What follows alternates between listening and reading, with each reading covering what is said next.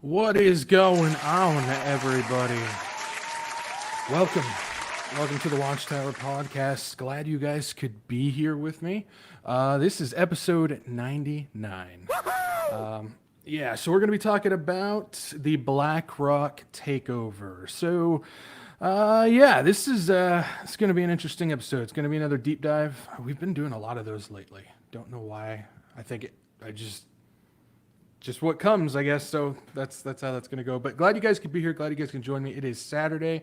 This is what we do on Saturdays and Tuesdays. We look at what is going on that point to the signs of the return of our Lord Jesus Christ. Because, guys, the rapture's coming. Jesus is going to come get us out of here soon. And this stuff points to that. So that's why we watch it. The Bible has yet to be wrong. And if I was a betting man, I'd say that it's not going to be wrong from here on out either. So glad you guys could be here. Glad you guys could join me. This is going to be a good one. This is going to be a good one. Hopefully you guys brought some popcorn. Hopefully you guys brought your notebook. It's like I said, it's going to be an interesting one. So we're going to be talking about that. But before we do that, we just got a little bit of housekeeping. Housekeeping? I think you're sleeping. Housekeeping? All right. So as far as housekeeping, not a lot to really go over. Just the usual spiel. If you guys can like, share, and subscribe. Get this out to as many people as you can. This isn't about butts and seats. It's not about views, but it is about getting the warning out to people of what is going on, getting people to Jesus and Jesus to people. So that's what we do. So if you can, like, share, subscribe, get this out. And if you want to, follow me, Rumble, Odyssey, and Telegram. Rumble and Odyssey are, I know the inevitable boot off YouTube is coming. And so those are my backup channels where I got backup videos and everything like that. And then if I do get booted off YouTube, we'll be doing some live streaming over there.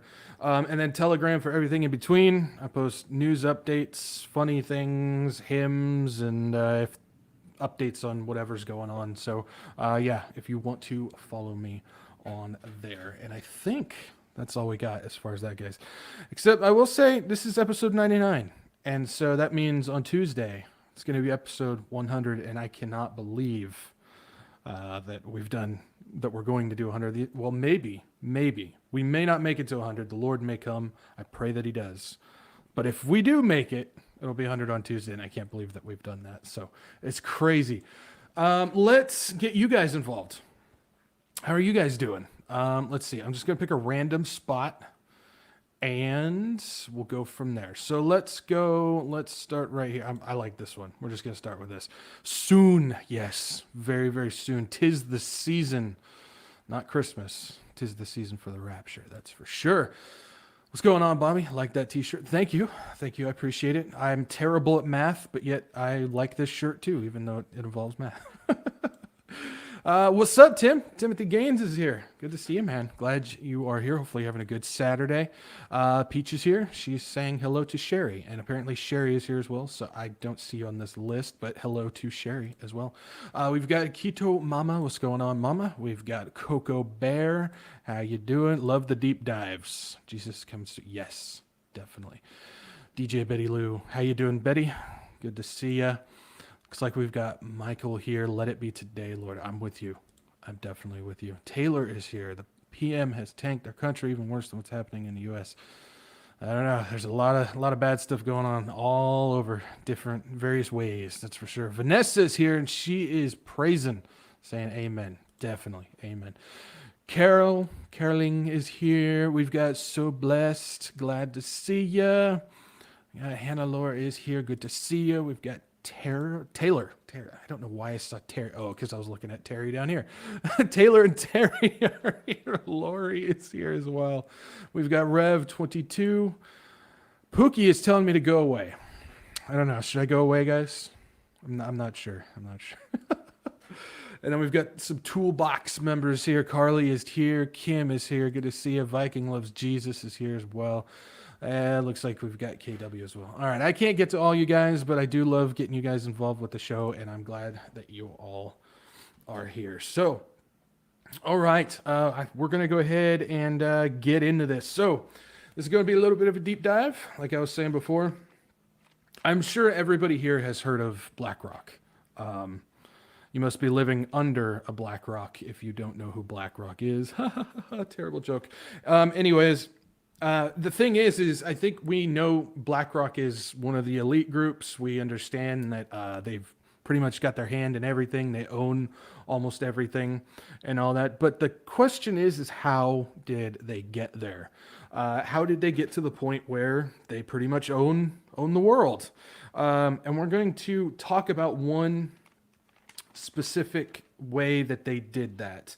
Now, with the subject of BlackRock, we can go over a million different things with them. It's such a huge subject with them. There's the ESG stuff and their impact investments and who they own and all the different people involved with the branches of it and all that stuff. We're not going to go over all that. There's not enough time. That's a whole series in itself to talk about BlackRock. But I do want to talk about the BlackRock takeover. How did they go from basically a defunct bank to BlackRock being one of the global elite investment banks, groups, however you want to put it, funds that owns pretty much everything. So we're going to talk about that specifically. So strap in, get ready.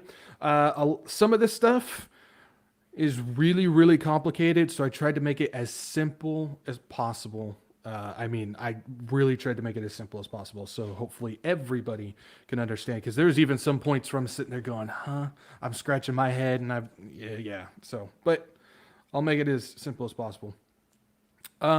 First things first, though, before we start with that, there was something that I have been seeing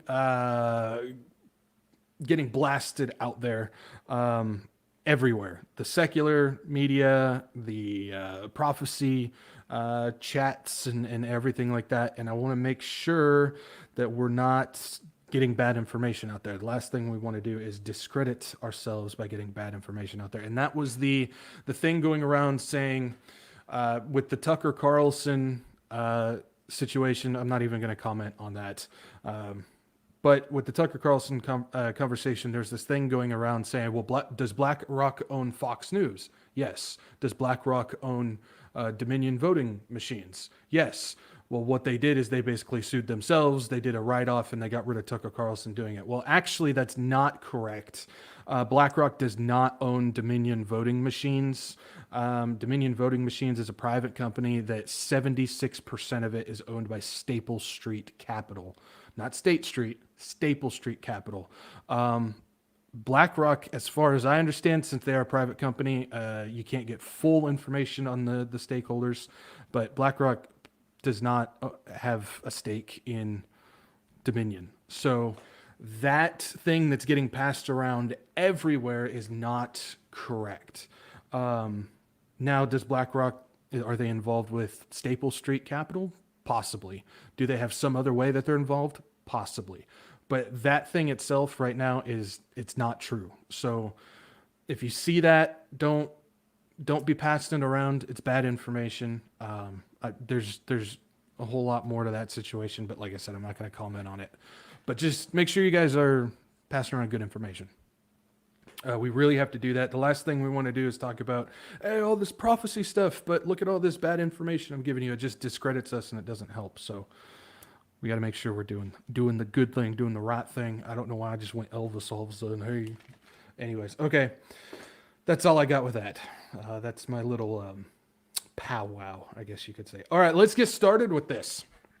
You got to make sure I am all set up and good to go. I've got a bunch of pictures and stuff for you guys. Okay, so let's get started with BlackRock. Now, just basic history on BlackRock. BlackRock was founded in 1988 by Larry Fink, or Lawrence D. Fink, and several of his partners. That's the face of BlackRock, y'all. That is Larry Fink right there. So in 1988, he started it with several partners. Those partners include Robert S. Capito, Susan Wagner, Barbara Novick, Ben Golub, Hugh Frater. I wonder if there's a small freighter, because if there's a Hugh Frater, there's got to be a small freighter. Man, I'm on a roll with the terrible jokes. A couple other ones, Ralph Schlosstein and Keith Anderson. So those are the guys who founded it in 1988. They founded BlackRock after losing 100 million at First Boston, who was that was an investment bank. So, like I was saying at the very beginning, how did they go from a defunct investment bank losing 100 million to what they are now? We're going to talk about that.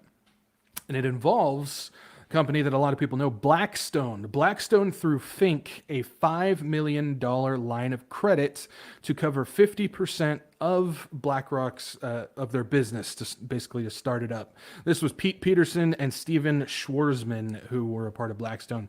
Blackstone is the investment group that's they're buying up all the retail stuff. Their main focus is on retail. Or not retail, real estate. Their main focus is on real estate and housing and buying whole cul-de-sacs and everything like that.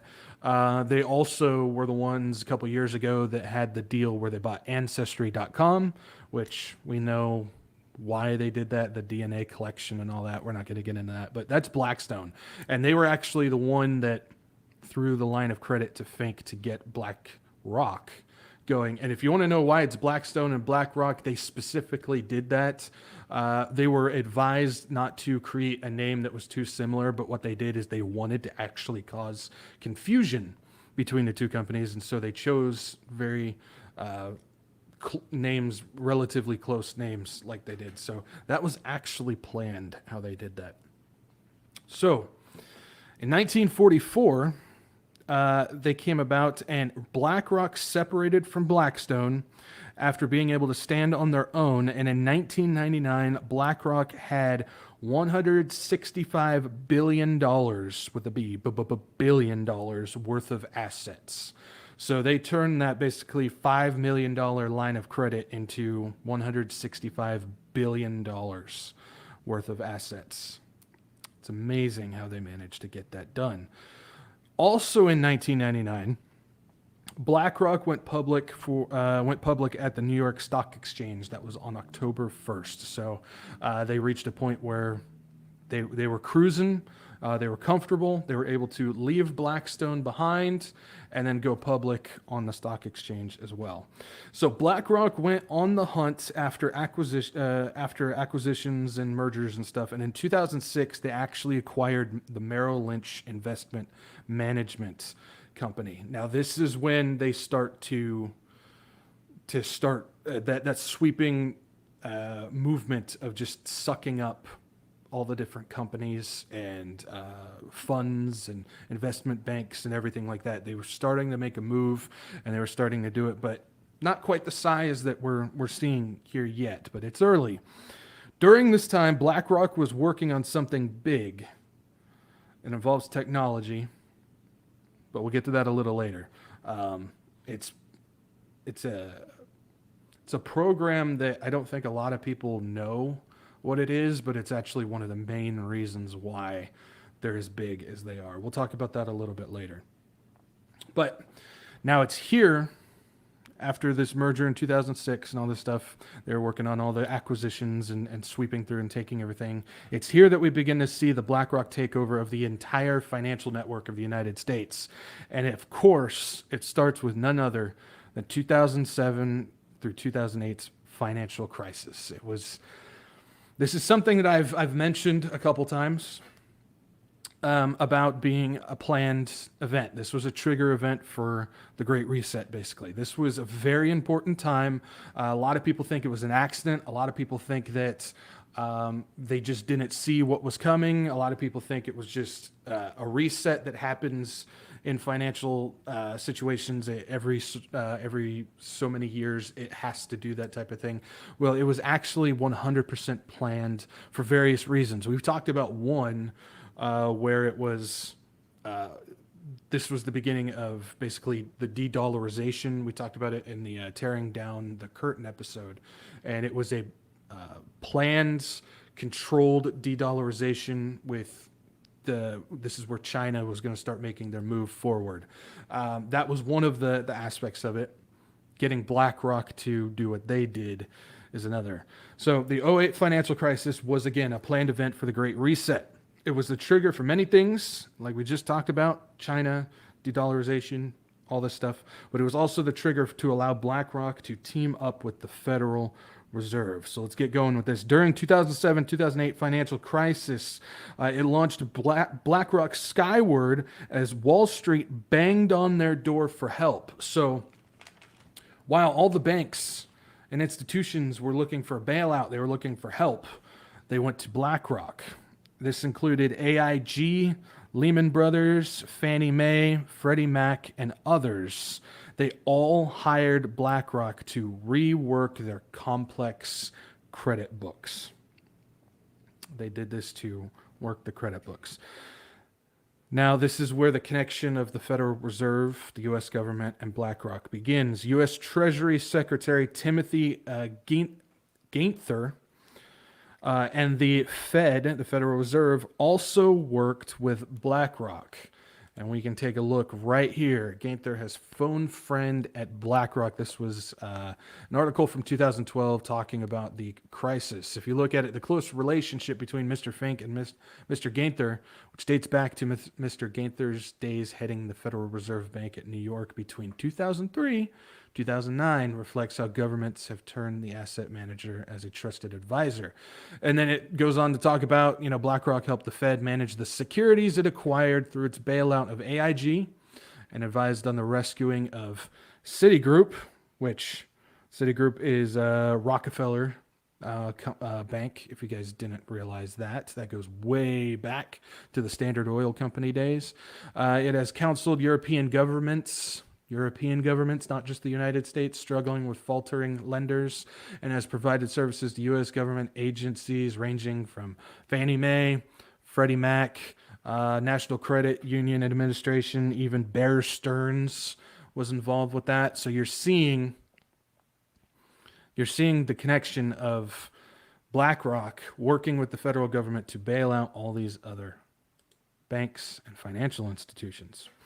In 2009, BlackRock then acquires Barclays Global Investors. If you guys don't know Barclays, they're one of the elite investment groups. They're heavily involved with the elite groups. I'm sure the shadow government has something to do with that as well, but they're heavily involved with that. Barclays was also a part of the Epstein stuff. We're not going to get into that though, which then puts BlackRock as the world's largest asset manager, stretching into 24 different countries. It's not just the United States, guys. We've seen it European groups, 24 different countries, and in 2009. So basically they started in 1988 and they turned $5 million into the world's largest asset manager by 2009. That's how quick. And they got connected to the government. They got connected to all the financial institutions. They got connected to Wall Street, and they got connected to all the other groups out there. Everything is going swimmingly.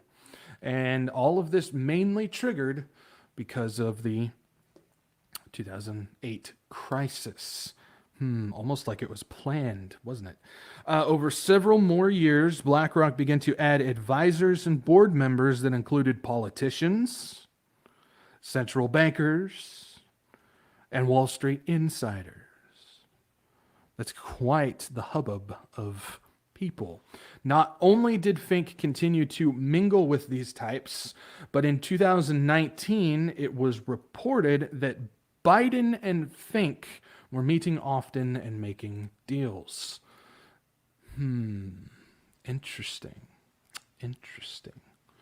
This was during the play where before the elections, Biden was talking about how Wall Street needs to decline, and he's all about the intermediary homes and stuff like that. But at the same time, he's talking about that, he's mingling with Fink. Interesting. 2019 is very big. Now, this is where things get, this is where it's at. 2019 is big because in August of 2019, Fink joined the WEF Board of Trustees. The World Economic Forum appoints new members to Board of Trustees, and you will see Lawrence D. Fink right there. The Board of Trustees is like the top dogs of the WEF, by the way. Now, with that, also on the Board of Trustees There's Lawrence D. Fink right there, of course. You will see Chrystia Friedland. I know a lot of Canadians will recognize her. Well, she just kind of shot out of a cannon and came out of nowhere, being a part of the WEF elitist group. Now, you may notice why am I pointing her out? What does she have to do with BlackRock? Well, not necessarily has to do with BlackRock, but it does have to do with the crisis, because she was the one that she was a part of the Financial Times. She was a reporter there who interviewed Soros in 2009, where he explained about the crisis. This is the same thing that we talked about in the tearing down the curtain episode, where he was talking about the controlled de-dollarization, or lowering the value of the dollar, and then China being the engine for it and everything like that. Well, there's another aspect of it where he just blatantly tells you what's going on. This is the interview. This is why I want to. This would be the time, because you really need to bring China into the creation of a new world order, financial world order. They are kind of reluctant members of the IMF. They play along, but they don't make much of a contribution because it's not their institution. Their share is not commensurate. Their voting rights are not commensurate to their weight.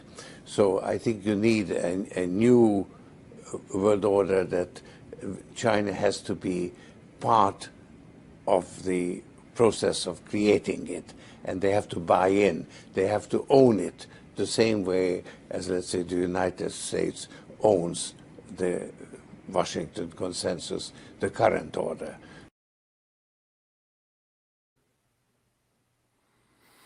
Yeah, it's all just full circle, guys. It's all just one big club, as George Carlin would say, and you're not in it.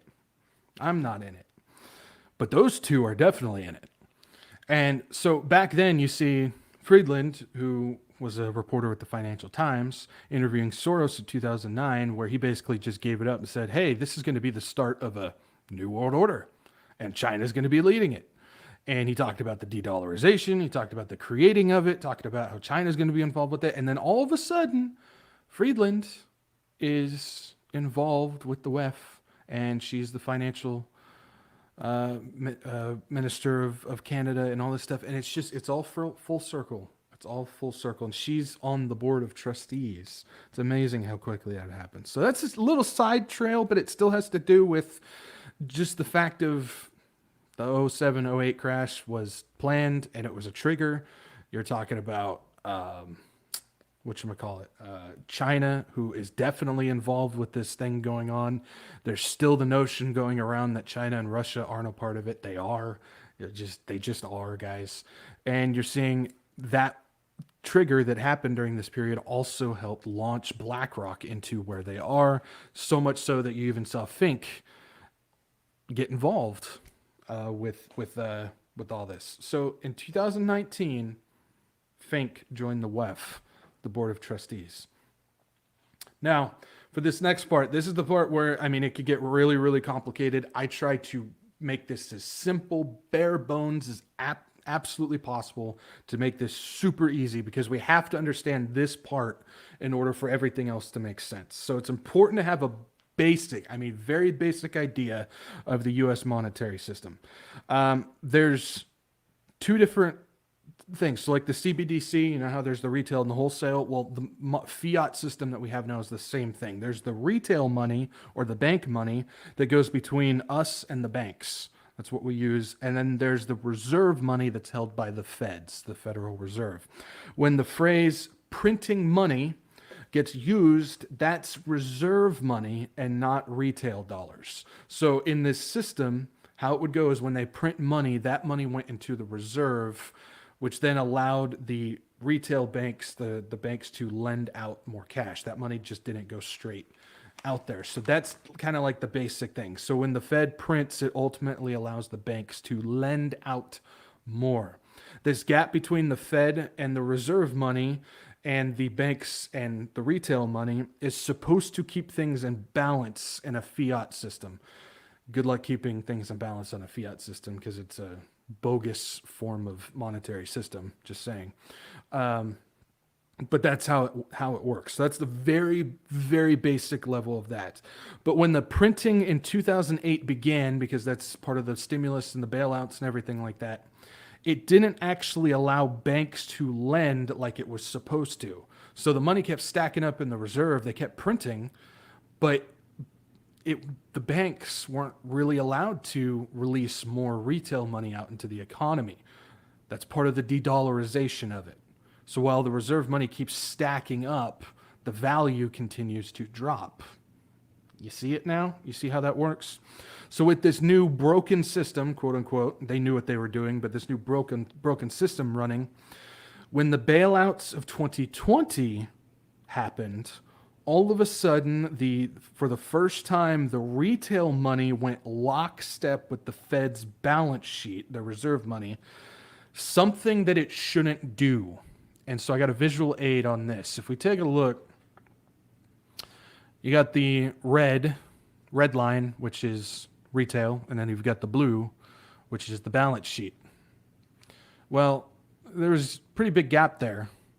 And then all of a sudden, in 2019, September 2019, right before everything went wild in 2020, they connected, and they went lockstep. Something that it shouldn't do. Now, why did it do that?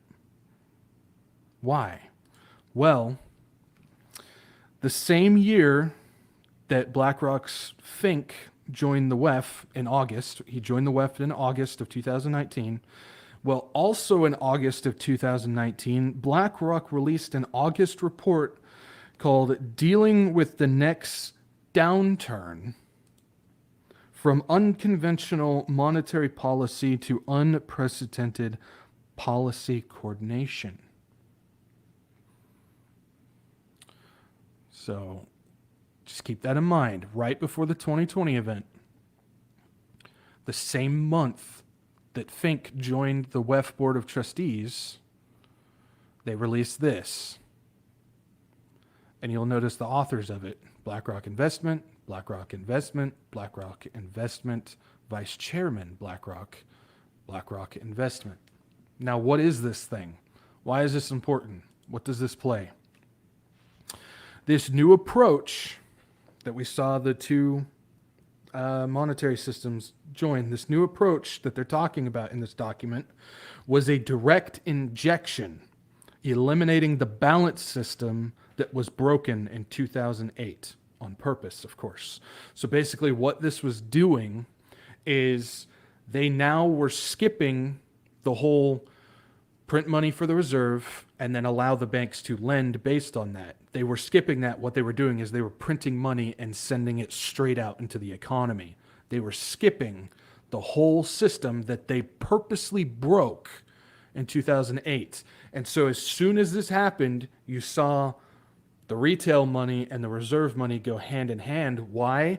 Because it was sending it straight out. The retail money became the reserve money, or vice versa, however you want to put it at that point. And that was all BlackRock's doing. They made that system. That's why Fink joined the WEF Board of Trustees. He had a system put in place for this, and that's why he joined it.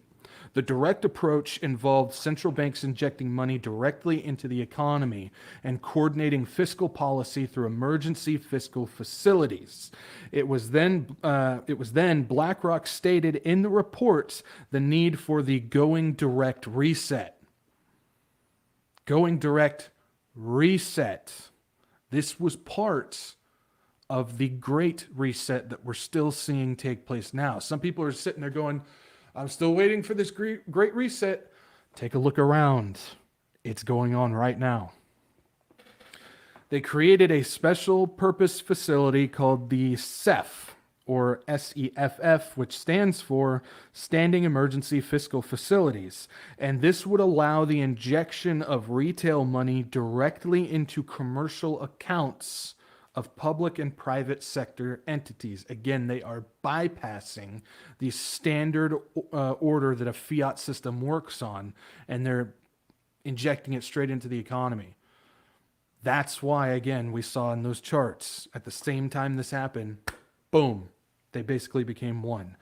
This was introduced again in August 2019, just before 2020 unleashed, and less than a month after this new system was introduced by BlackRock.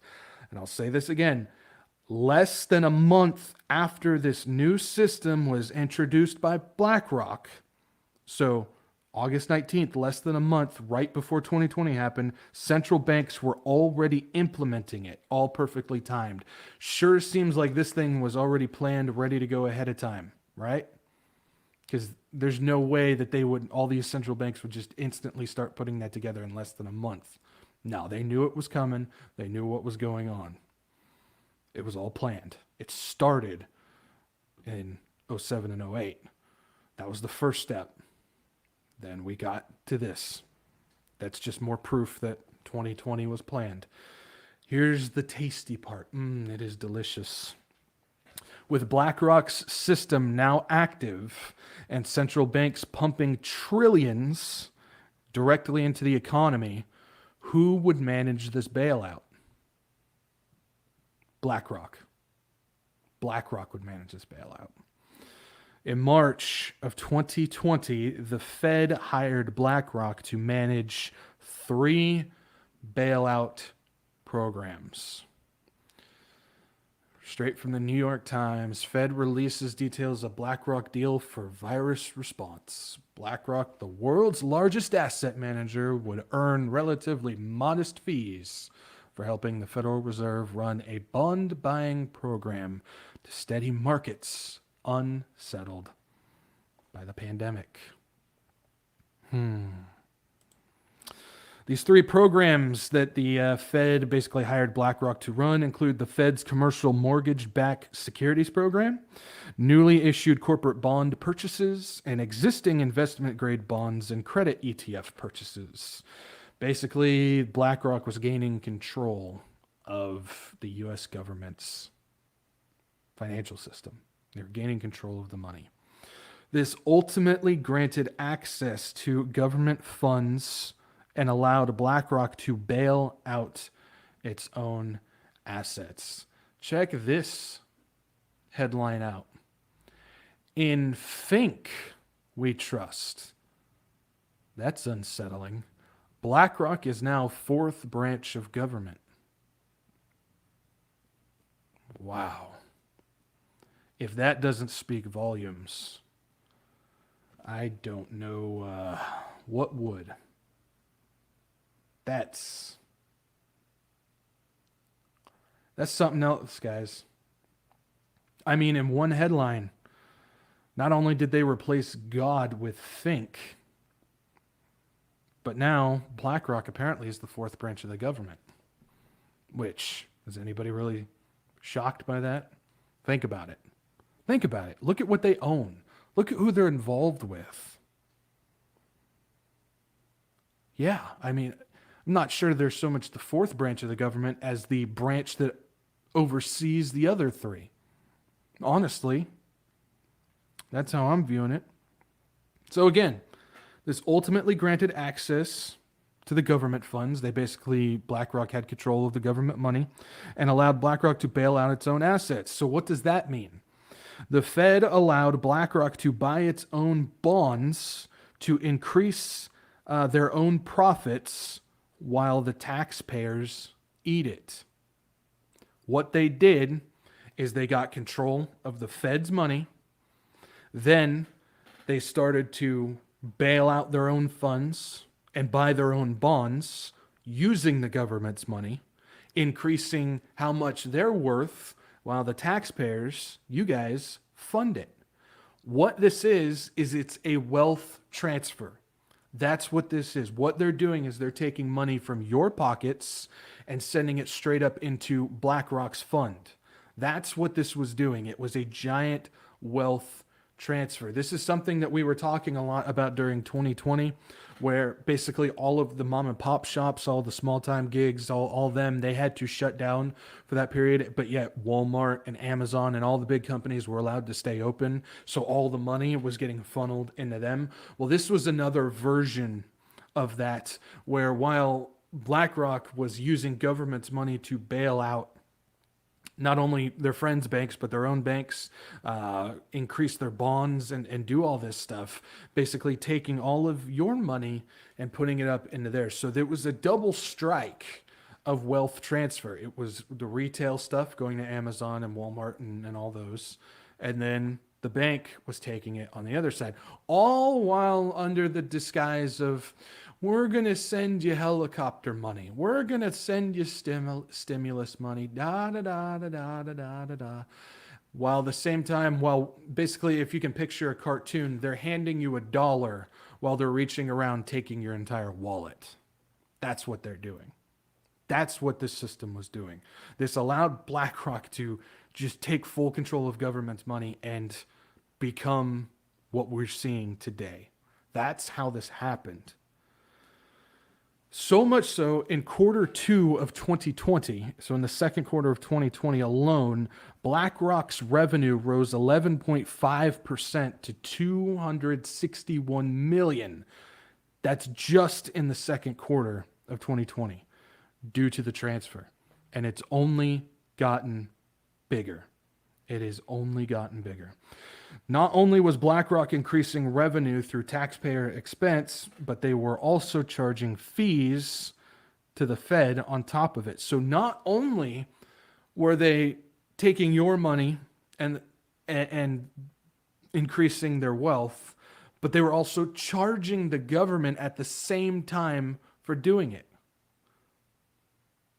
I mean, talk about double dipping. I mean, that is the greatest scheme, the greatest scam that I've ever seen in my entire life. I'll be honest, guys. Sometimes you just got to say, that's brilliant. It's brilliant. So brilliant, the only way that this could happen is the elite group doing it and the government allowing it to happen. It's all working in conjunction together. This was a part of the takeover. This was a part of the collapsing of America. This is not just America, but all the countries. This is about taking over all of the wealth in all the countries, doing the wealth transfer, making everybody poor. This is about gaining control of companies and money and land and all this stuff. This was about getting all this money sucked up to the elites. This was the biggest wealth transfer, all while dropping down the U.S., dropping down the dollar and doing this. This is what we're talking about when we're talking about everything's planned. This is, everybody's on board with this. Everybody is doing this. And this started way back in that little crisis. I'm sure it started further back than that, but I didn't go that far. Sorry. But the '08 crisis, I mean, that's when the trigger was pulled. That was the start of the Great Reset, in my opinion. Because there were so many things that came out of that needed to happen to get to the point that we're at now. It wasn't just the United States. Like I was saying, though, BlackRock was now working with central banks worldwide on the same thing. Here's a couple of them. April 2020, Bank of Canada. Interesting. Freeland, huh? In 2020, BlackRock came to the aid of the Bank of Canada, which is Canada's central bank. That was April of 2020 that they did that. Bank of Canada to introduce a provisional bond purchase program. That's BlackRock's program. Also in May of 2020, we've got Riksbank, which is Sweden's central bank, who also hired BlackRock. Now there's other ones. But that gives you the idea. They were working all around the world. It was a giant wealth transfer globally, not just the United States. We're not that special, guys. I know we like to talk about the U.S. a lot and all that stuff, but we're not that special. BlackRock was doing it to everybody. There's others as well, like I said. utilizing BlackRock's financial market advisory program to help manage their corporate bonds buying program. And it wasn't just central banks, they were also working on smaller banks in other countries as well. Now, at the very start of this thing, I said they were working on something big. Well, let's get back to that. What was the big thing that they were working on? At the start of BlackRock in 1988, they were working on a technology to change the financial game. But it was in 1993 that they developed the Aladdin system. The Aladdin's system. Aladdin stands for Asset Liability Debt and Derivative Investment Network. Its technology is the core of BlackRock's solutions, and the investment analysis program combines portfolio management, trading, compliance, operations, and risk oversight. You can see from this article from the Financial Times, Aladdin's influence has surged since the financial crisis. Again, the trigger point. Today, it acts as the central nervous system for many of the largest players in the investment management industry, and, as the Financial Times has discovered, for several huge non-financial companies. We'll talk about that a little bit later. Very interesting picture there with Trump and Fink being buddy-buddy. Just thought I'd point that out. We've got Biden and Trump who are friends with Fink. Interesting. But its technology, like I said, is the core of BlackRock Solutions. Aladdin is used by more than 240 institutions across the world and manages, make sure you're sitting down for this, and manages over 21 trillion in assets. That was with a T. 21 trillion in assets. You want to talk about a wealth transfer? BlackRock continues to utilize technology and AI to leverage the markets in their favor. This is all part of the plan. Aladdin is one aspect, but also they have another program that they use called Monarch, which the Monarch program basically is an AI stock picker algorithm that replaces human stock pickers. So basically how it does is usually like when you watch a financial movie or something like that and you see the big important person walking through the office, and on the floor there's just hundreds of people sitting there going through their computers and stuff like that. Well, what they're doing is they're analyzing the markets and they're trying to pick the best stock for them to either buy or sell. Well, what they want to do is they want to get rid of all of that, and they're going to use an AI program, which they're using called Monarch, which the AI algorithms just instantly searches through everything and finds the best stocks to pick, pretty much. That's what this Monarch system is doing. Again, we're seeing more of the technology, the AI, that is going to be controlling the financial system, so much so that the AI is going to now be running the stock markets. And guess who's going to be running the AI? Survey says BlackRock. There it is. It's amazing how that works. BlackRock's push for AI is aimed at promoting the ESG, the net zero, and of course the Sustainable Development Goals agenda, the very same agenda developed by and introduced by the UN and the WEF. Yeah, they're using that as well to manipulate companies. By using ESG, they've managed to manipulate companies and corporations to play ball with BlackRock. Otherwise, investors, also controlled by BlackRock, would pull out, causing the company to fall apart. So basically, BlackRock introduced the ESG system, which comes from the UN WEF Agenda 2030 Sustainable Development Goal stuff. BlackRock developed the ESG system and put it in place for other companies, where if you do not play the game, if you do not follow their ESG rules, if you do not do what BlackRock is telling you to do, then BlackRock will tell all the other investors, who they all own, to pull out of that company, basically sinking the company that refuses to play ball. And we're seeing stuff like that with all these companies out there that we're going, go woke, go broke. And you're seeing major downfall after decision. We saw it with the Bud Light thing, and we're seeing it with the Disney thing and all these other companies. Well, the thing is, and I've talked about this before, they don't need our money. They don't need our support. They don't need this stuff. Basically, it's, oh, well, this is going to tank our customer relations, but it doesn't matter because BlackRock and their investors is going to send me a big fat check straight to my piggy bank. That's how that works. And sorry to disappoint you guys, but the whole Fox News is losing their ratings because they got rid of Tucker Carlson. They knew that was coming.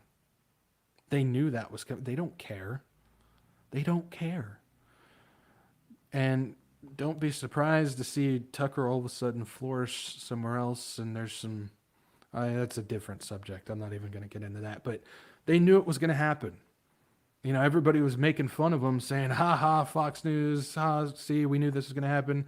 They did too. They don't care. They're getting their fat paychecks from Big Daddy Fink up at BlackRock. They don't care. Now, let's see here. If you don't believe me on the fact of BlackRock manipulating companies and stuff like that through ESG, well, this will give you an idea of, well, it's 10 seconds. I'll just let Fink tell you. Well, behaviors are going to have to change, and this is one thing we're asking companies. You have to force behaviors, and at BlackRock, we are forcing behaviors. What? It's only 10 seconds. I'm going to play it again just in case you missed Well, it. behaviors are going to have to change, and this is one thing we're asking companies. You have to force behaviors, and at BlackRock, we are forcing behaviors. He just told you. He just told you straight up. We have to force behaviors, and at BlackRock, we are. That's what they do. They manipulate. When you own the bank and you own the government, and you own all the companies, and you own all the money, you can then go ahead and sit in that chair and not give a rip of what anybody thinks and tell them, yeah, we're forcing your behavioral change. That's what we're doing. They've gotten to the point now, and a lot of people are saying, why are they telling us what they're doing? They've gotten to the point now where they can do that. They understand they've gotten to the point where they can't lose. Well, our Bible tells us they're going to lose later, and they're going to lose big for eternity. But that's why when we see these people who are, I'm kind of going off on a little rabbit trail here, but I think this is important. When we see people who continue to push the kingdom now, dominion type of thing, where we need to rise up and fight because we can win, we can set up the 7 mountain mandate, we can create the kingdom for the Lord to just come down and take control. It's garbage. It's complete garbage. And I know I'm going to get a lot of heat for this, but some of the people that push this agenda, and again, they may not even know that they are, but they are some of your favorite people to watch for news, like Tucker Carlson, like Alex Jones, like Mike Adams, like Charlie Kirk. These people are pushing that where we can rise up and beat this. We can't. And you know why I'm telling you that? Because the Bible tells us that we're not going to win here. We're going to win the spiritual fight later. And it's important to understand that again, I'm not telling you to just lay down, give up, and die. I'm not telling you that because that's usually where the first thing goes. But what I am telling you is the Bible is already written. And we know everything in that Bible is true and it's going to happen. And we're hitting a period of time now. We're in a period of time now where for the first time ever in history, we've got Israel, who was reborn as a nation as one day, that that was the trigger point. That had to happen before anything else could follow. And now we're at the point, for the first time in history ever, in the history of ever, all the signs that we know in Revelation and Daniel and Ezekiel and all the prophetic books is all converging at the same time. And this BlackRock takeover was a part of that. So that's why they're telling us all of this. That's why they don't care. That's why they're showing us these things. That's why they're just blatantly throwing Tucker Carlson out on the street, and everybody all of a sudden is so distracted and focused on that while they're over here doing all this other stuff. They don't care. They'll just make public moves now. Satan is walking the catwalk now. That's one of the biggest things. That's why when we see the alphabet stuff and the trafficking stuff and what's going on in the churches and everything like that, he understands. He's gotten to the point now where he doesn't have to hide it. He can strut that catwalk because he knows there's no going back. Same with the BlackRock guys and the WEF and China and Russia and the United States and Canada and Mexico and all these countries that are doing moves that we declare as, are you stupid? Well, no. They're just playing along with the game, doing what they're supposed to do, following their script, and putting it out there publicly for everybody to see. Because not only is it a giant ego boost saying, you can't beat me, which, again, we will. They just don't know it yet. But they don't have to hide it anymore. They're just going to start making their public moves. Now, the shadow government, they're still doing stuff behind the scenes that we have no idea. And those are the people that we don't know about. Those are the guys that are controlling the people who are controlling the clowns. That's that structure. You've got the government and the politicians and stuff down here. They're the faces that they want us to get mad at. They're the puppets. They're the ones that don't mean a thing. Then you've got the elite groups, you've got the UN, you've got the WEF, that's your Klaus Schwab and your Harari and your Farahani and all these guys up there, your Fink and everything. They're the elite group. Those are the guys that we can see. But then there's that shadow government above them who, I mean, basically just picture 20 suits sitting around a round table in a very dark room. And those are the faces that we have no idea who they are that are really calling the shots until that one day Mr. Antichrist is going to rise up out of that, and he's going to take control of the whole thing. That's what we're seeing right now. They don't need to hide anything. They don't care. And that's what's going on. That is what we're seeing with this. That's why he can sit there in that chair and say, yeah, we're forcing behavior. We're forcing change of behavior. That's what they're doing. Now, stepping up the game in this area, because we're talking about ESG and how they're forcing all the companies to fall in line, utilizing this and everything like that. Stepping up the game in this area is BlackRock, and they even launched Aladdin Climate, which introduces software that measures climate risk of investment. So they took their Aladdin system, which was already starting to gain control of everything, $21 trillion in assets, and they plugged in a climate aspect of it to basically force companies that are using their Aladdin system where they have to play along with the ESG game. Otherwise, they'll rip it from them. Again, they don't care about your money. They don't care about my money. They care about Big Daddy Fink and his money. That's what they care about. And so they plug that into the Aladdin system. This financial takeover includes the ESG agenda along with the AI stuff to continue this giant wealth transfer that we're still seeing today. And as the rollout of CBDCs takes place, BlackRock's AI financial systems, Aladdin, and the digital transaction technology, we just saw July FedNow is coming, which is not a CBDC. Again, guys, it's an operating system for a CBDC. It's not a CBDC. Keep that in mind. But that is digital instant transaction technology, and it will run it all. The AI system is going to take control of the financial system. That's what's going to happen. We're seeing that. The Monarch system, Aladdin, instant payment systems, CBDCs, when all that stuff comes rolling around, AI is going to be in full control of that. Guess who's going to be in control of the AI? You thought I was going to say fake. No, I'm going to say demons. demonic intelligence. Now, it's important to remember that the funneling of wealth and assets to the top is necessary. It's necessary to bring in the new financial system being developed for the Antichrist beast system. You got to funnel all that money up and then get everybody on digital.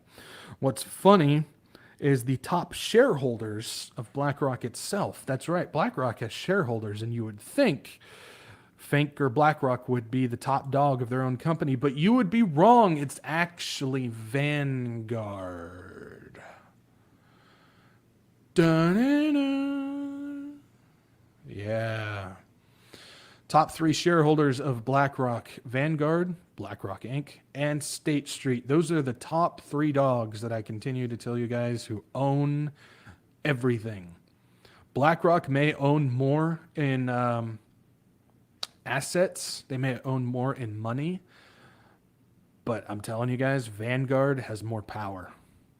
And you're probably thinking, how on earth does Vanguard have more power? Exactly. That's frightening. When you combine those two together and then you throw State Street in there as their little henchman, they've got control of the world.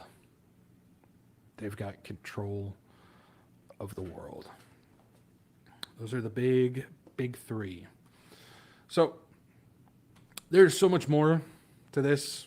I mean, like I said, we're not going to get into all of it, but there's so much more, including BlackRock's Impact Fund, more on ESG, the UN's Principles for Responsible Investment, Global Impact Investing Network. And by the way, whenever you guys see like impact banking, impact investment, that has to do with climate stuff, has to do with ESG stuff. Then there's the Better Than Cash Alliance, the Mars investment stuff, and so much. And Mars has nothing to do with going to space, planets, and stuff like that. It's actually Canadian, and so much more that all contribute to the wealth transfer and push for CBDCs, and they're all doing it through the climate and ESG agenda. Agenda 2030 is alive and well. Those SDGs, the Sustainable Development Goals, and all that stuff. It all plays a part, guys. I'm telling you. What we see with the takeover of a private investment group like BlackRock and also Vanguard and State Street, of course, is not only a financial transfer, but a power shift. So this is more than just about money. I mean, they've got more money than they can handle, and they're still getting more, and they're working on ways to get more. But it's a power thing, and it's not just a power thing for governments. It's not like BlackRock's trying to become more powerful than governments themselves, which at this point they are. They pretty much run the governments now. And don't forget, there's other ones out there. One of the big ones, which is a shadow bank, Pictet Bank. I've talked a little bit about them. It's so hard to find any information on there, but that's the bank where the big guys hold their money. I mean, the guys, again, that we don't know about, that's where they hold their money. So just imagine if BlackRock's got 21 trillion in assets. Just imagine what Pictet's got. And I'm sure there's some other banks out there that we have no idea who they are.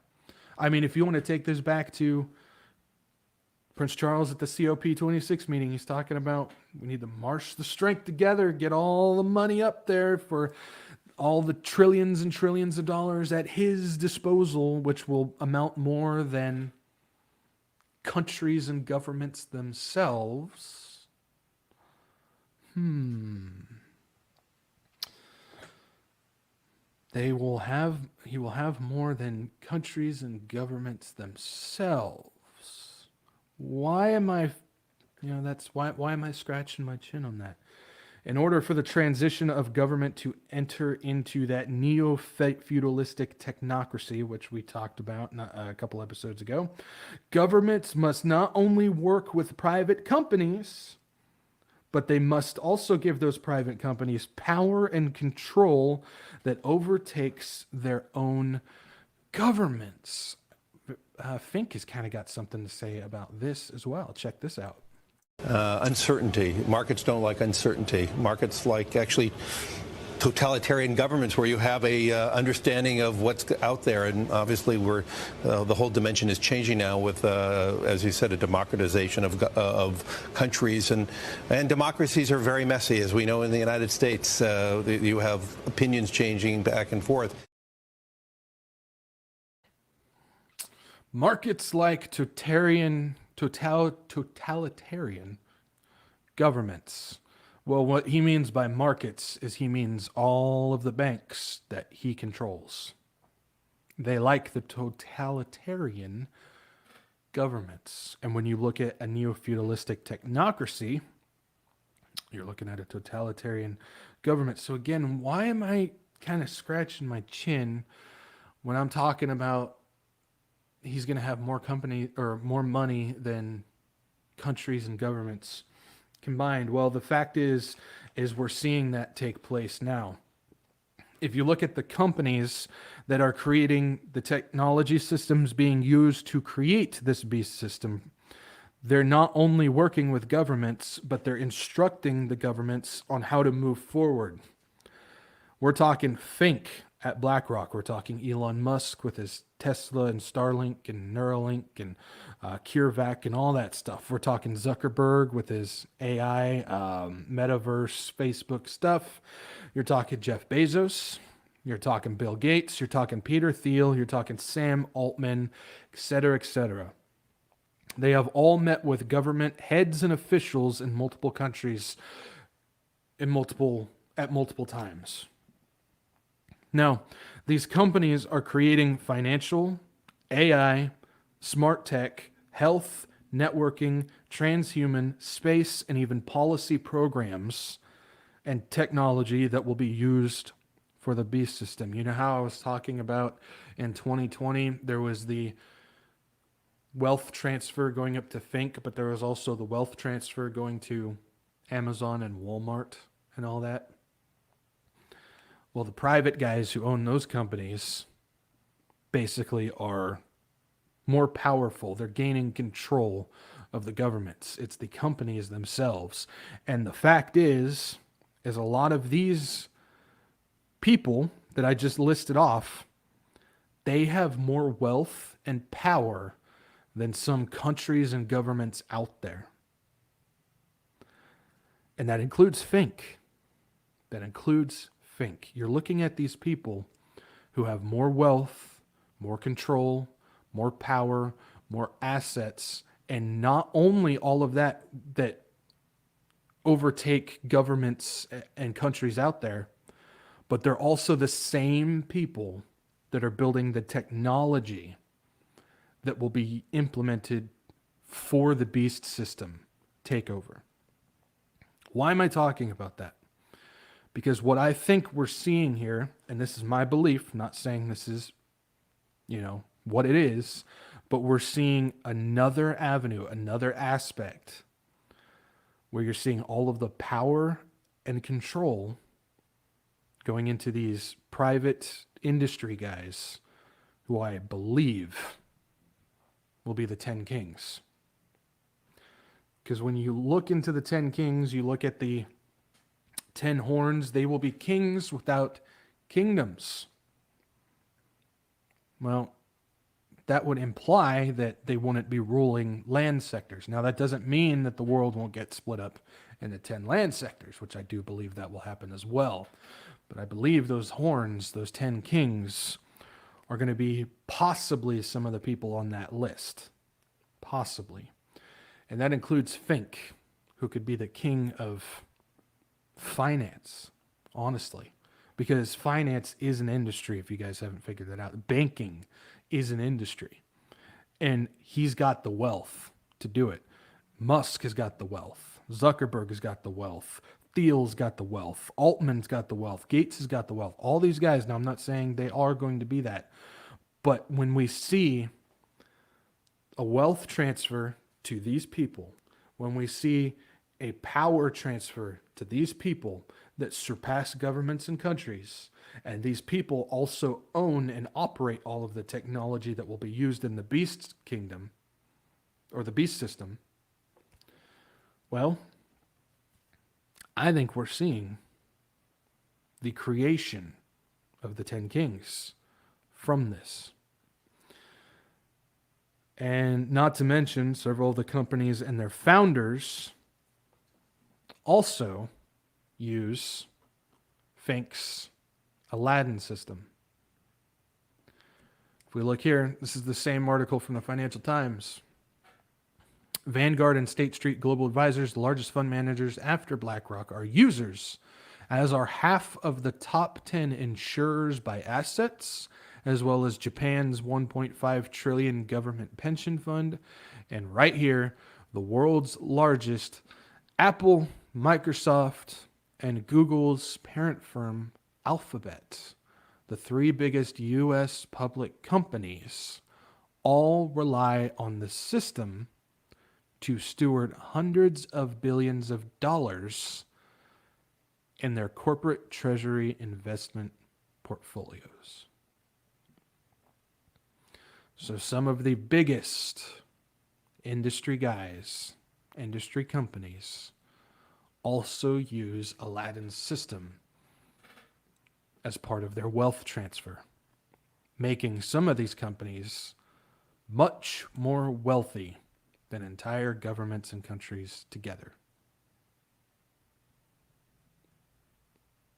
It's interesting, isn't it? It's an interesting one. The shift of money and power to private companies and CEOs tends to confirm what I believe regarding the 10 kings. They're industry leaders. Now, why did I dedicate an entire episode to BlackRock? Why is this important? I mean, we're sitting here, we're going, oh, well, we know BlackRock's ahead of stuff. We know BlackRock's owns all this stuff. We know they're in controls. Who cares? Just move on, yada, yada. There's other stuff we can talk about. But the thing is we didn't know how we got, or how they got there.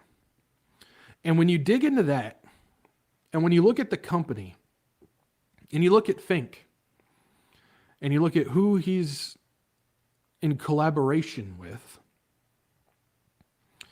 all it does is confirm some more conspiracy theories, which are just spoiler alerts, that we've known. And it's important to understand some of this stuff. It's important to understand how we get to these points and how we see these things develop, because I know there's so many different variations of people talking about, you know, what happened at the 08, the 07, 08 stuff, and also the 2020 stuff and everything. But there's always more than one reason why they pull the trigger on these events. They create a problem, they form a reaction, and they implement a solution. And they do it for various reasons. We just talked about two of them with the 08 thing, where one, that was George Soros confirmed it. That was for one, getting China on board with the New World Order. Two, a controlled de-dollarization effort, which China is going to be the engine for, which we're seeing that really grow some fruit now with what we've been seeing. And then that was also a trigger point to get BlackRock involved, where they were basically taking over Wall Street, which then in 2019 they began to take over all the central banks everywhere. And you look at this and it's clear what is happening. And like I said, I'm not trying to plug like a square peg into a round hole or anything, but the fact is when you look at all the things that are happening right now, and you look at the people who are in control of things and the wealth that they have and the technology and programs and policies that they're creating, I think it really shows us where these 10 kings are going to come from. And again, I'm not saying that that's what the Bible says. I'm not saying that. The Bible is pretty vague on this area. That's why it's such an interesting subject to talk about. But what we can do is we can look at the systems that are being put in place and the programs that are being done by the top guys who are helping create the Antichrist beast system. And then we can kind of go from there. And I mean, we've seen it with Prince Charles at the COP26 meeting. The same speech where we're pretty sure he made reference to the Antichrist. Well, just a little bit later, he made reference to 10 specific industry guys who will control the world, pretty much. And then we look at what BlackRock has done and these crisis events of 2008 and 2020, and we see the wealth transfer and where it's going. Remember the old saying, follow the money. Well, I'm following the money straight to people like Fink and Musk and Bezos and others. That's where the money leads me to. And so I'm just kind of putting two and two together, just connecting some dots. But this is how BlackRock became BlackRock, guys. This is how they did it. And you have to respect, even though it's evil, you have to respect that was ingenious how they did it. And they did it in a very, very short amount of time, too. They knew what they were doing. And if you think that's all Fink's brainchild, no, he's got people above him telling him what to do. He's got people above him telling him what to do. So, but yeah, so we're seeing this establishment, in my opinion, of the 10 kings. We're definitely seeing the establishment of the Antichrist beast system.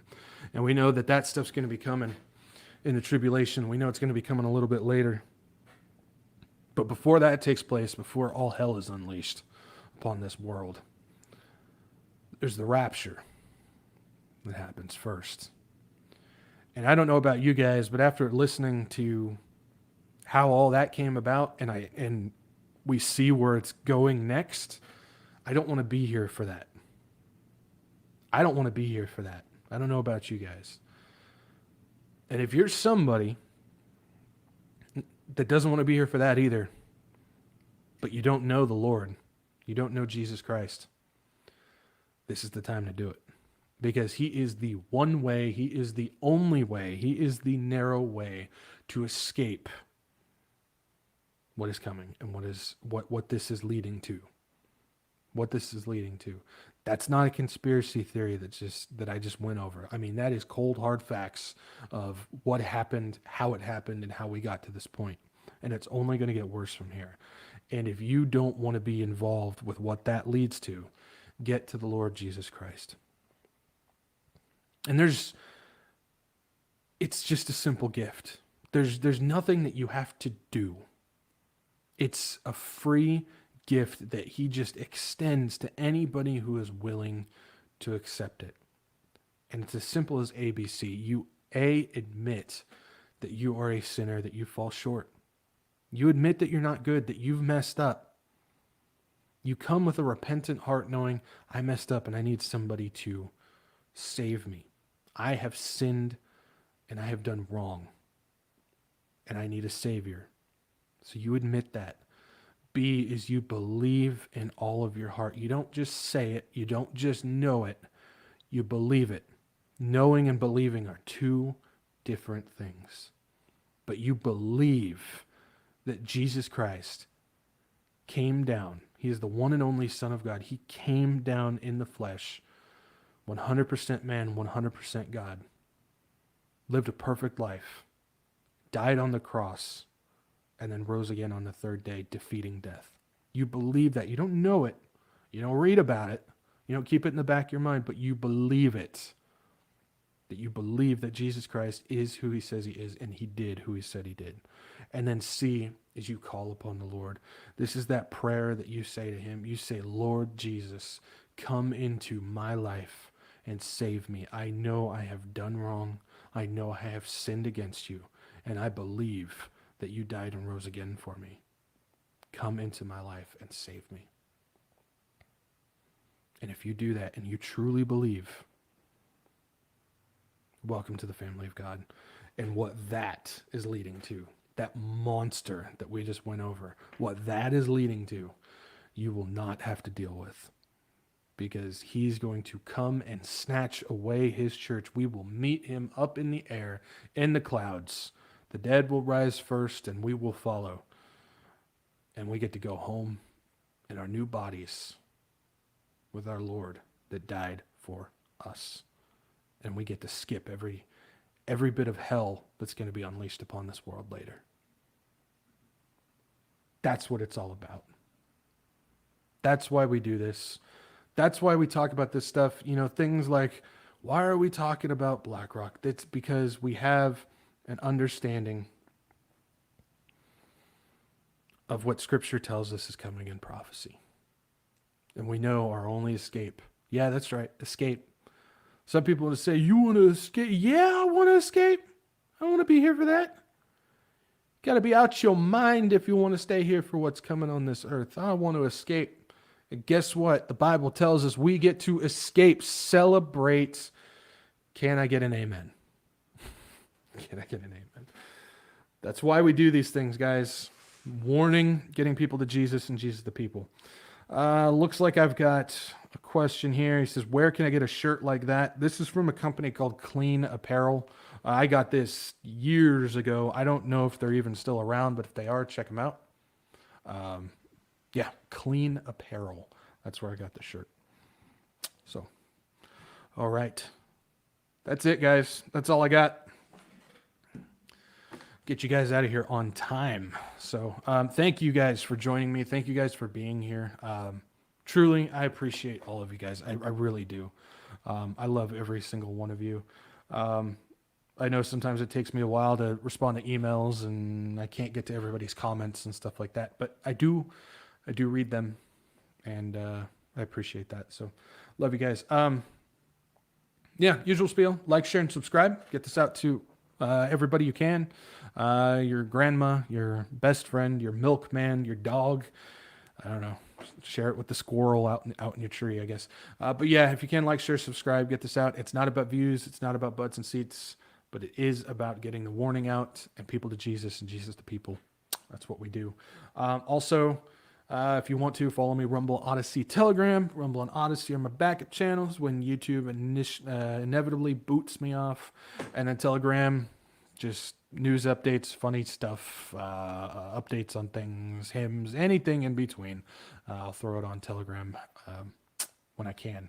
So if you want to, follow me on there. And then if the Lord places it upon your heart, if you would like to support this ministry and help keep this going, definitely appreciate it. I do have donation links down below, CashApp, Venmo, and Give, Send, Go. I truly appreciate every single donation that comes in. So I thank all of you guys for that. So that's it. That's all I got. So, all right, you rascals, make sure you guys get to church tomorrow, whether it's in person or online. Just make sure that you are in church with biblically sound church. You know, that's the important part. So, yeah, if you don't have a physical church around you that is biblically sound, there's nothing wrong with going online. There's some great ones out there. Tom Hughes, Billy Crone, Brett Meter. There's plenty out there. Just get to church tomorrow. All right, you guys take care. And if the Lord does not come back by Tuesday, which I pray that he does, but if not, it'll be episode 100, and I will see you guys there. So peace out, and Maranatha.